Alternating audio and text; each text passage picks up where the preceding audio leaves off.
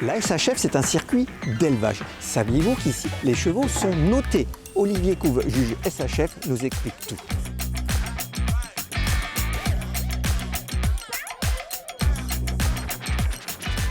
Bonjour Olivier, vous êtes notre référent juge sur ces grandes semaines. Oh là là, oui, merci. Parce que le saut d'obstacle, c'est pas seulement des barres qui tombent et des chronos, c'est aussi des notes. Expliquez-nous ces notes. Voilà, donc les fameuses notes de manière et d'aptitude. Effectivement, ces notes-là sont mises parce que c'est la spécificité de la SHF.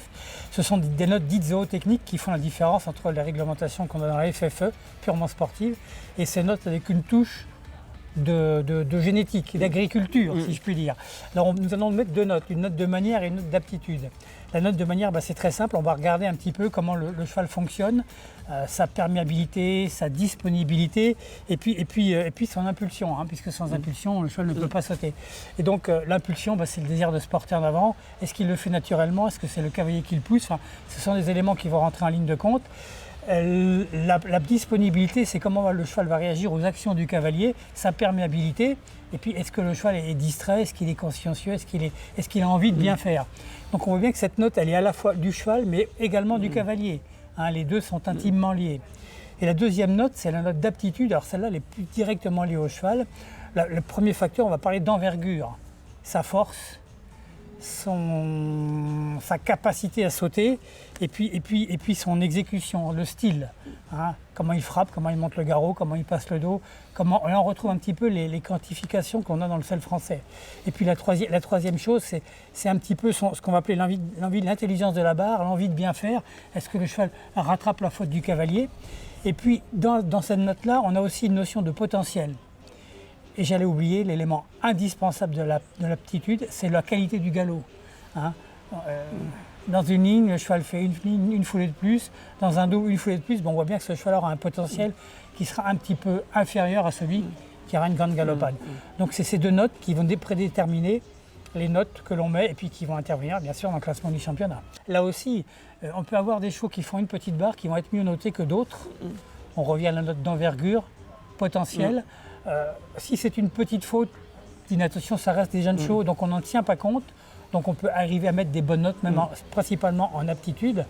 Et par contre, on a des chevaux qui font tout bien, mais qui sont bien, mais on ne les voit pas un potentiel exceptionnel. Donc il peut être moins bien noté que certains chevaux qui font des 4 points. Même chose, ce sont des 4 ans, on va regarder l'équilibre du cheval. Est-ce que le cheval reste désuni? Est-ce que le cavalier remet? Est-ce que le cheval repart bien? Enfin oui, tous ces éléments-là font que il faut l'expliquer lorsque on demande aux cavaliers de venir nous voir et on essaie de leur expliquer pourquoi nous, à notre âme et conscience, on leur a mis ces notes-là. Ça va de 4 à 6 ans et ensuite ça s'arrête. C'est quoi les âges? Nous avons des notes de manière aptitude sur les 4 ans et les 5 ans, mais pas sur les 6 ans. Voilà, principalement. Et généralement, ils passent 2 fois avec 2 jurys différents, ce qui fait on essaie de pondérer le facteur humain par la multitude du nombre de juges et le nombre de jugements.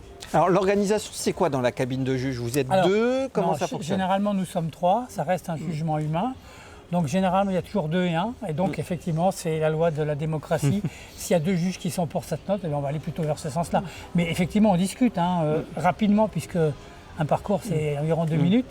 Donc, mais voilà, c'est un dialogue. Et puis chacun avec son expérience, son vécu, son œil. C'est une moyenne, si je puis dire.